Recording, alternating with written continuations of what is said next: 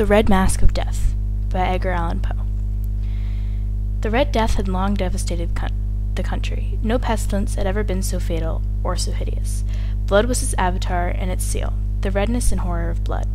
There were sharp pains and sudden dizziness, then profuse bleeding at the pores with dissolution. The scarlet stains upon the body, especially upon the face of the victim, were the pest ban which shut him out from the aid and the sympathy of his fellow men. And the whole seizure, process, and termination of the disease were the incidents of half an hour. But the Prince Prospero was happy and dauntless and sagacious. When his dominions were half depopulated, he summoned to his presence 1,000 hale and light-hearted friends from among the knights and dames of his court, and with these retired to the deep seclusion of one of his castellated abbeys.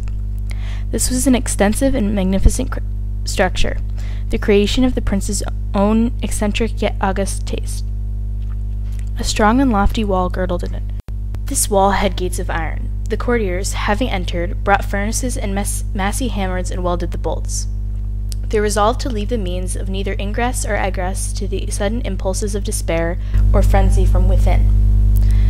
The abbey was amply provisioned. With such precautions, the courtiers might bid defiance to the contagion. The external world could take care of itself. In the meantime, it was folly to grieve or to think. The prince had provided all the appliances of pleasure. There were buffoons, there were the improvisatori, there were ballet dancers, there were musicians, there was beauty, and there was wine. All of these and security were within. Without was the Red Death. It was toward the close of the 5th or 6th month of his seclusion, while the pestilence raged most furiously abroad, that the Prince Prospero entertained 1,000 of his friends at a masked ball of the most unusual magnificence. It was a voluptuous scene, that masquerade. But first let me tell you of the rooms in which it was held. There were 7, an imperial suite. In many places, however, such suites were long and straight vista, while the folding doors slide back nearly to the walls on either hand, so that the view of the whole extent was scarcely impeded. Here the case was very different, as might have been expected from the Duke's love of the bizarre. The apartments were so irregularly disposed that the vision embraced but little more than one at a time. There was a sharp turn at every 20 or 30 yards, and at each turn a novel effect.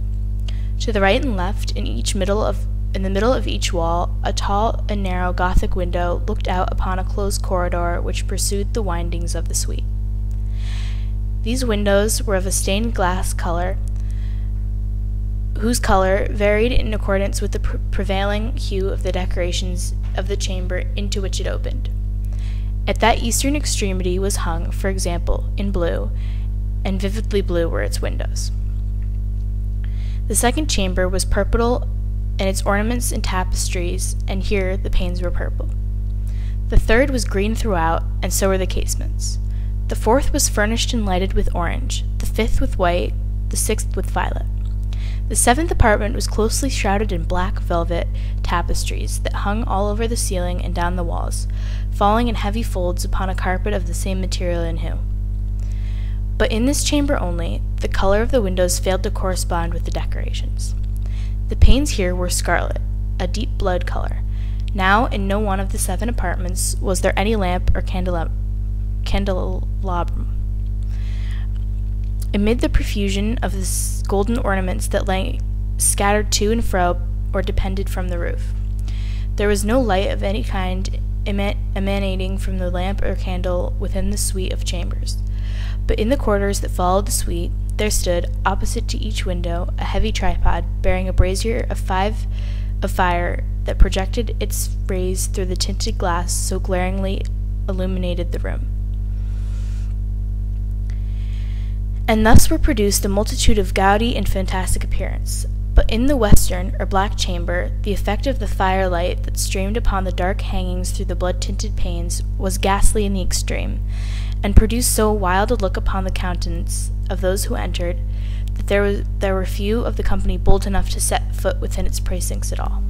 It was, in this apartment also, that there stood against the western wall a gigantic clock of ebony, Its pendulum swung to and fro with a dull, heavy, monotonous clang, and when the minute hand made the circuit of the face, and the hour was to be stricken, there came from the brazen lungs of a clock a sound which was clear and loud and deep, and exceedingly musical, but of so a particular note and emphasis that at each lapse of an hour the musicians of the orchestra were constrained to pause momentarily in their performance to hearken the sound, and thus the Walters perforce ceased their evolutions, and there was a brief disconcert of the whole gay company, and while the chimes of the clock yet rang, it was observed that the giddiest grew pale, and the more aged and sedate passed their hands over their brows, as if in confessed reverie or meditation. But when the echoes had finally ceased, a light laughter pervaded the assembly, and the musicians looked at each other and smiled as if at their own nervousness and folly, and made whispering vows to each other that the next chiming of the clock should produce in them no similar emotion. And then, after the lapse of 60 minutes, which embraced 3,600 seconds of the time that flies, there came yet another chiming of the clock, and yet there were the same disconcert and tremulousness and meditation as before. But in spite of these things, it was a gay and magnificent revel. The tastes of the Duke were particular. He had a fine eye for colors and effects. He disregarded the decora of mere fashion. His plans were bold and fiery, and his conceptions glowed with barbaric lustre. There are some who have thought him mad. His followers felt that he was not. It was necessary to hear and see and touch him to be sure that he was not. He had directed, in great part, the movable embellishment of the 7 chambers upon the occasion of this great fete, and it was his own guiding taste which had given the character to the masqueraders. Be sure they were grotesque. There were much glare and glitter and piquancy and phantasm, much as of what has been seen in the Hernani. There were arabesque figures with unsuited limbs and appointments. There were delirious fancies, such as the madman fashions. There were much of the beautiful, much of the wanton, much of the bizarre, and something of the terrible, and not a little of that which might have excited disgust. To and fro in the 7 chambers there stalked, in fact, a multitude of dreams, and these, the dreams, writhed in and about, taking hue from the rooms, and causing the wild music of the orchestra to seem as the echo of their steps. And, anon, there strikes the ebony clock which stands in the hall of the velvet. And then, for a moment, all is still, all is silent, save the voice of the clock. The dreams are stiff frozen as they stand. But the echoes of the chime die away, and they have endured but an instant, and a light, half-subdued laughter floats after them as they depart. And now again the music swells, and the dreams live, and writhe to and fro, more merrily than ever, taking hue from the many-tinted windows through which the stream of the rays of the tripods. But to the chamber which lies most westwardly of the 7, there are now none of the maskers who enter.